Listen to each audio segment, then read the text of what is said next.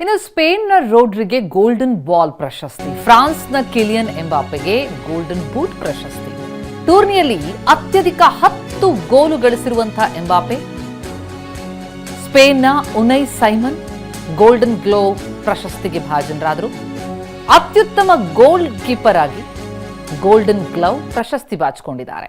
ಸ್ಪೇನ್ನ ಪೌ ಕುಬಾರ್ಸಿಗೆ ಅತ್ಯುತ್ತಮ ಯುವ ಆಟಗಾರ ಪ್ರಶಸ್ತಿ ಲಭಿಸಿದೆ.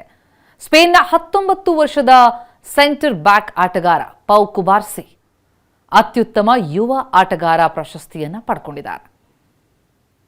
ರೋಚಕವಾಗಿ ಫೈನಲ್ ಪಂದ್ಯದಲ್ಲಿ ಗೆದ್ದು ಬೀಗಿದಂತಹ ಸ್ಪೇನ್ ಹೆಚ್ಚು ಪ್ರಶಸ್ತಿಗಳನ್ನು ಕೂಡ ಬಾಚಿಕೊಂಡಿದೆ.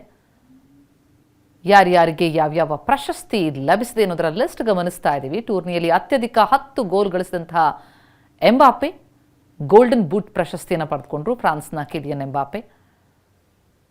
ಇನ್ನು ಸ್ಪೇನ್ನ ಉನೈ ಸೈಮನ್ ಗೋಲ್ಡನ್ ಗ್ಲೋವ್ ಪ್ರಶಸ್ತಿ.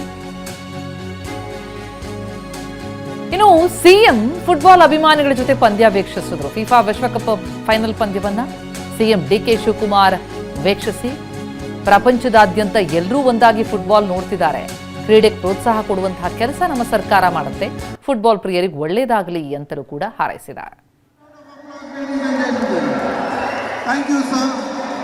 Thank you to Mr. Harris also, who's an MLA, chairman of PDA, and also the vice president of the All India Football Federation. We also thank the Karnataka.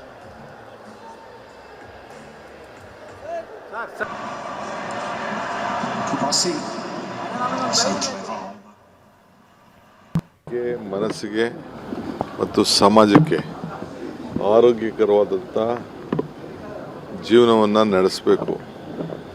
ಆ ದೃಷ್ಟಿಯಿಂದ ಇದು team Karnataka. So team ಎಲ್ಲ ನಮ್ಮ ಯುವಕರು ಗೆಲುವು ಸೋಲು ಇದ್ದೇ ಇರ್ತದೆ. ಒಬ್ಬರು ಗೆಲ್ಲಬೇಕು, ಒಬ್ಬರು ಸೋಲಬೇಕು. ಇಬ್ಬರು ಗೆಲ್ಲಕ್ಕಾಗಲ್ಲ, ಇಬ್ಬರು ಸೋಲಕ್ಕಾಗಲ್ಲ. ಸೊ ಅದರಿಂದ ಸ್ಪೋರ್ಟಿವ್ ಸ್ಪಿರಿಟ್ ಅಂತ ಏನು ಕರಿತೀವಿ, ಆ ಸ್ಪಿರಿಟ್ನಲ್ಲಿ ಎಲ್ಲರೂ ಕೂಡ ಯುವಕರು ತಮ್ಮ ಬದುಕನ್ನು ಸಾಧನೆ ಮಾಡಲಿ ಅಂಥೇಳಿ ನಾನು ಕೂಡ ನಮ್ಮ ಅಧಿಕಾರಿಗಳಿಗೆ ಹೇಳಿ ಯುವಕರ ಇಚ್ಛೆಯಂತೆ ನಾವು ಅವಕಾಶವನ್ನು ಮಾಡಿಕೊಡೋಣ.